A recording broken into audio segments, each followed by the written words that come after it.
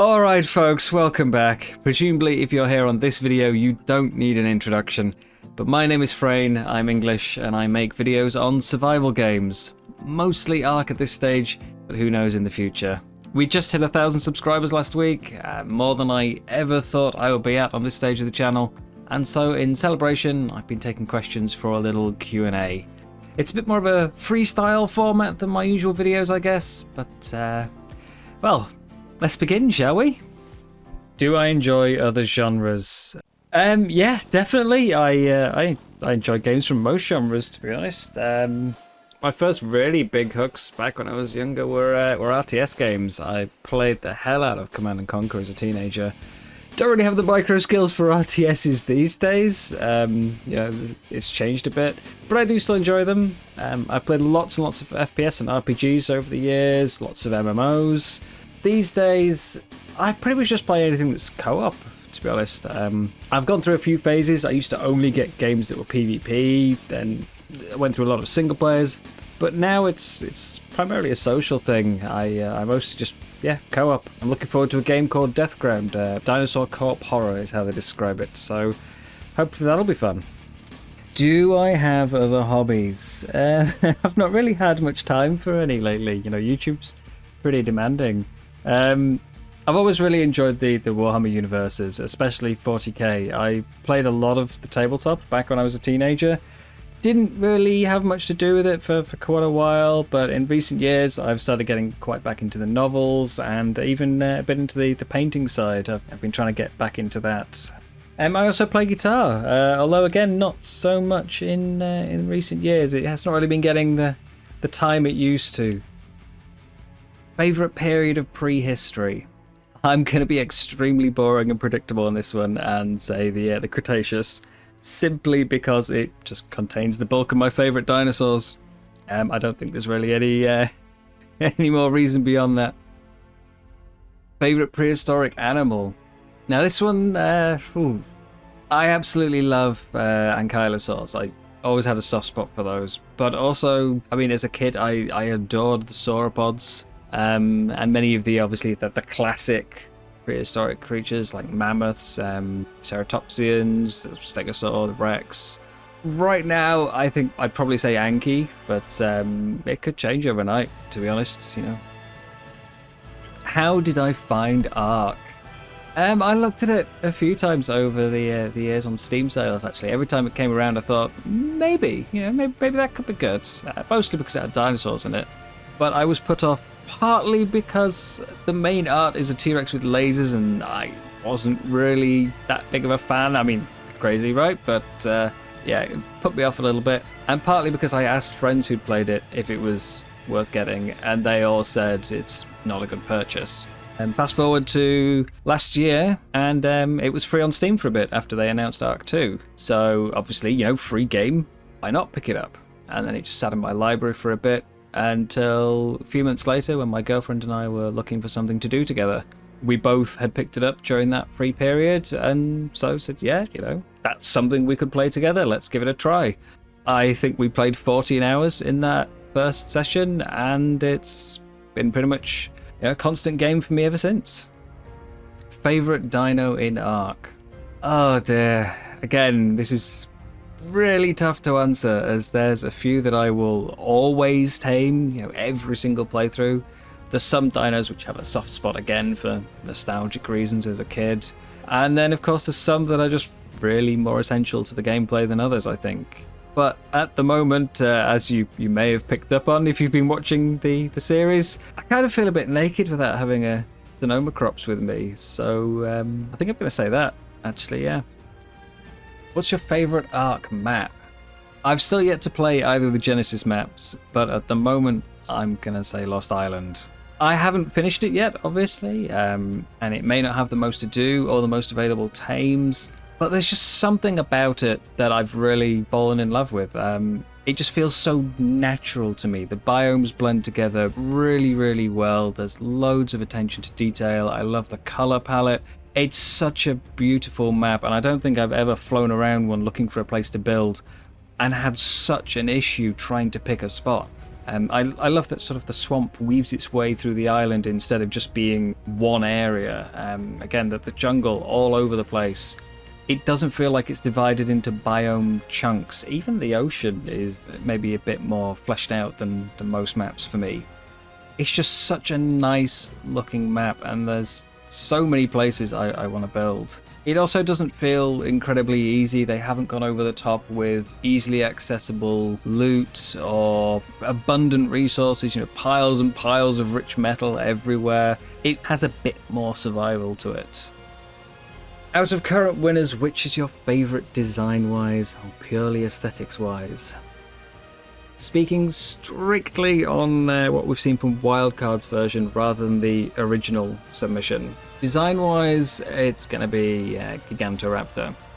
The Ragnarok vote was the hardest one for me to rank, and if the interpretation of the dossier is correct, I think there's some good potential there. I'm really pleased with that.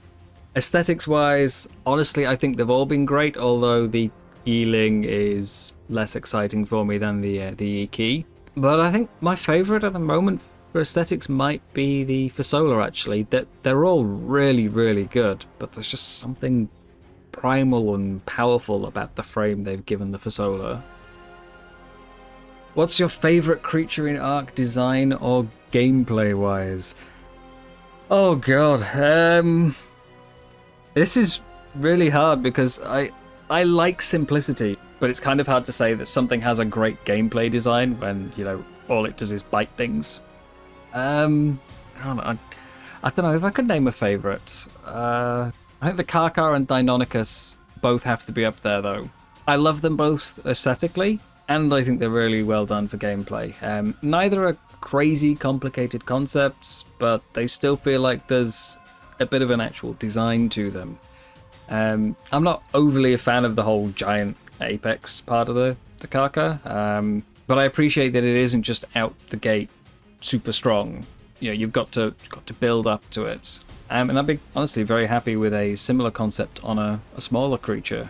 The Deinonychus, again, maybe a little too strong, maybe tweaks. It kind of brings bosses down to being a bit too easy with its bleed, but it's a really satisfying creature. The whole latch onto a larger target and tear chunks out of it is really nice. The climbing, I often fall off things, but yeah, I really enjoy both of those creatures. One creature I'd like to see in Ark.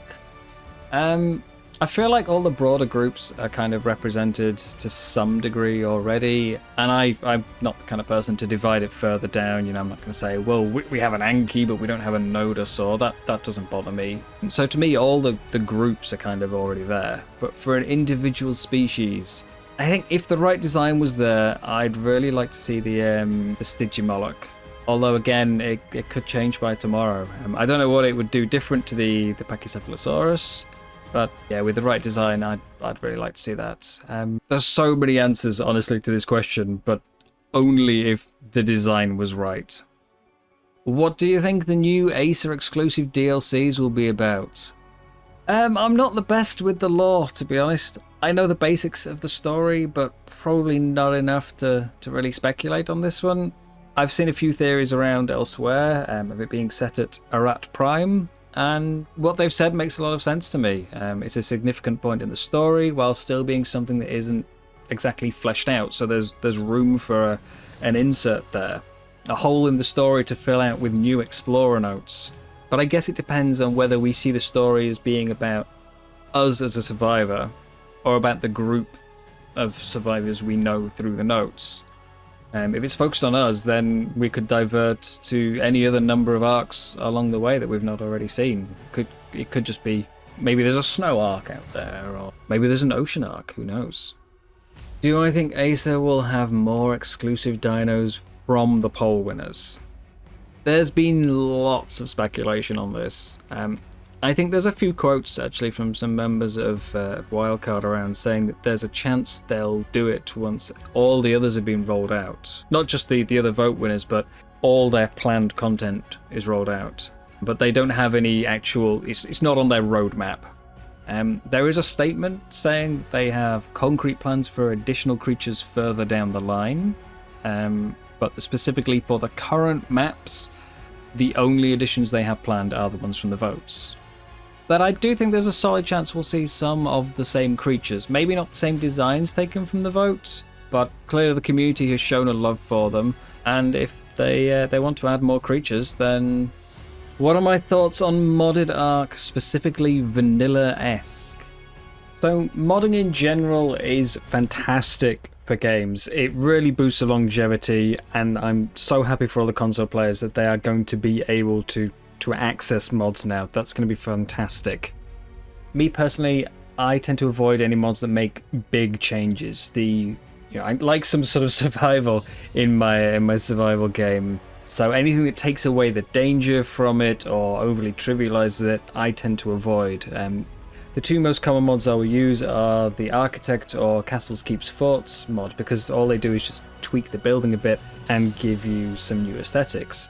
S Plus, on the other hand, which is obviously the main and most popular building mod out there, I feel it goes too far past quality of life and starts to really trivialize content, specifically towards the late game, which is where I already feel there's not too much to do, so I don't really want that automation in there.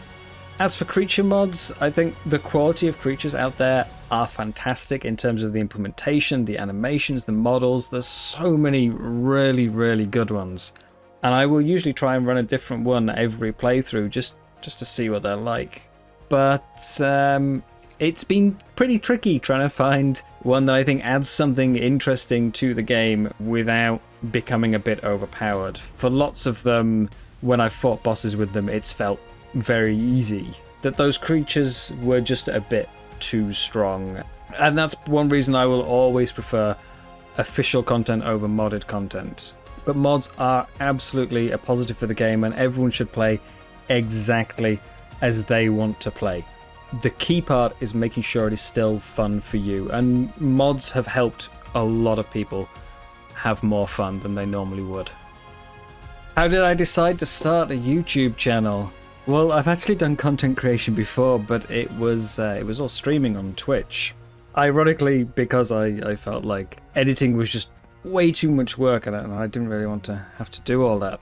But then back in March, my mental health took a bit of a hit, and I was still playing a lot of Ark at the time, so I felt like making videos was a good way to sort of fill the time. I chatted to my girlfriend a bit about it, and she encouraged me, yeah, go for it, do it. I don't think I would have completely done it if I hadn't had this sort of encouragement and the support there, but, well, there we are. Which of my videos am I most pleased with, and why? Oh, there's a couple of different angles for this, I think. Obviously the vote videos, I think I've got into a rhythm there that I'm very happy with. There's probably things I could do to make them look more professional, better transitions or effects maybe, but I'm very pleased with them. But gameplay-wise, it's much trickier, because I look at them from the challenge of making them, rather than the actual content that's in them. But I think there's 4 that I'm kind of stuck between. There's the 2 Wyvern-centric ones. I think that's Lost Island 9 and 10. They probably took more time and work than any others so far to get into shape. So I'm just very proud with them simply because of the challenge of making them there. Very, very first video, Welcome to the Jungle, because making something so unfocused was its own difficulty. And of course it was the very first one I tried making as well. And then more recently, the Amargasaur taming. It wasn't the most footage we've ever had, that's the build videos, but there was just so much going on. And I had to draw it together in a way that felt satisfying and hopefully entertaining, while still sort of presenting the frustration of the whole thing. And I was really clueless for a few days on that, but I'm pretty happy with how it turned out in the end. So yeah, those are the ones I'm most pleased with. But I'm actually really interested to know what you guys think are the best ones we've done. Yeah, let me know in the comments. What's your editing software and rig? My rig's getting a bit outdated now, actually. It's not crazy old, but I am having a bit of a panic as to whether it will run ASA well, or certainly well enough to record. I'm on a Ryzen 5600 and an NVIDIA 2070. For editing software, I use Sony Vegas 15. It really lacks a lot of tools. It's nowhere near as powerful as a lot of the other major programs out there, but it was on Humble Bundle a few years back, so I got it for I think about £15. I would like to try and switch to something better, but making that switch is difficult, especially when you're under a bit of a time crunch to get a video out. What's the most satisfying or enjoyable aspect of YouTube? Now that I'm monetized, can I say the money? You know, I've been unemployed a really long time, so yeah. Honestly, it's just seeing that people are enjoying the content, seeing that the effort is worth it. That the videos take hours and hours to put together. In some cases, you know, days or a week. I think is one of the longest. And getting to the end of that and having nobody like it will be incredibly disheartening. So I count myself pretty lucky, to be honest, that the people who've seen it have responded positively. It really brings, you know, a smile to your face. It makes you feel like it's been worth it. So hopefully I can keep doing that. But that's really what makes me want to keep going and keep making more videos, is just seeing that they are liked. And that's our last question. Hopefully I've managed to edit this down to something of reasonable time and not too boring.